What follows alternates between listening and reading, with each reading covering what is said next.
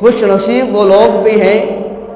جو اللہ تبارک و تعالیٰ کا گھر کا طواف کرنے کے لیے وہ قافلوں کی صورت میں، وہ ٹولیوں کی صورت میں اللہ تبارک و تعالیٰ کے گھر جا رہے ہیں۔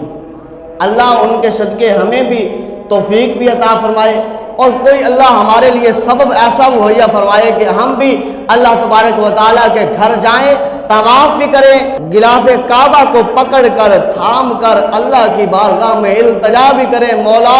مولا ہم گناہگار بھی ہیں، اللہ ہم سیاہکار بھی ہیں، اللہ ہم بدکار بھی ہیں، اللہ ہمارے سے بڑی خطائیں ہوئیں، اللہ ہم نے بڑے گناہ کیے، اللہ ہم بھٹک گئے تھے، اللہ ہم راستے سے ہٹ گئے تھے، اللہ ہمیں شیطان نے ورگلا لیا تھا، اللہ تو نے توفیق بخشی ہے، تیرے گھر آگے ہے، تیرے گھر کا غلاف تھام لیا ہے، اور اللہ تیری بارگاہ میں محمد کی رحمت کا واسطہ دیتے ہیں، اس کا وسیلہ پیش کرتے ہیں، اللہ معاف فرمانا، تو انشاءاللہ اللہ معاف فرمانے والا ہے۔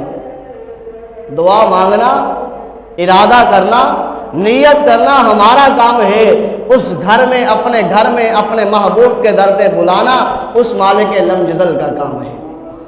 اب آپ اسی وقار کیونکہ ذی القعدہ کا مہینہ ہے، جانے والے خوش نصیب جا رہے ہیں،